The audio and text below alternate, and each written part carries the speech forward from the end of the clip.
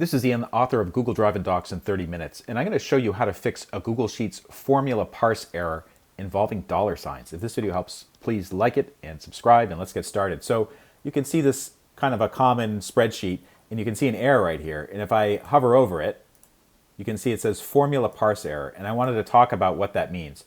A formula parse error usually means that Google Sheets looks at the formula and they can't figure out what you're trying to do, or something else is broken in there.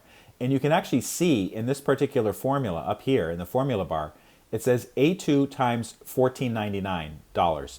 And that's a pretty common thing. You want to multiply a value in a cell by a certain dollar amount, and then maybe autofill it all over the place so you can kind of extrapolate costs for something.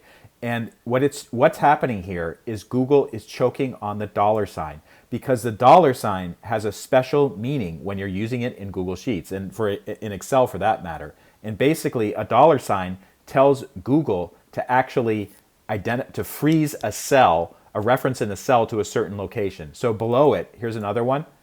And if you look at the formula, it says A3 times $B.$2. What this means is it's going to multiply A3 by the value here in B2, and even if I autofill it, the value will always be B2, so it will say fixed on that. So Google uses those dollar signs to figure that out. Now let's get back to this particular problem here with this one.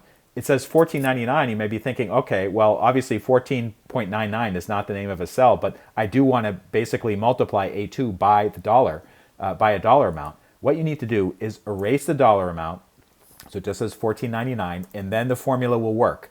So here's the formula, and then what you need to do is you need to format the cell. You shouldn't be trying to do the formatting from within the formula. You should actually do it on the cell itself, and maybe on an entire column or row to make it easier. And to do that for dollars, just select the cell, go up here to the toolbar, format as currency, and you can see that it's been formatted correctly according to dollars. So this particular cell, it now contains the value here, A2 right here, and it multiplies it by 14.99, and then basically formats it as dollars. If this video helped, please take a moment to like or subscribe. I have links to more resources in the description. Thank you so much for watching.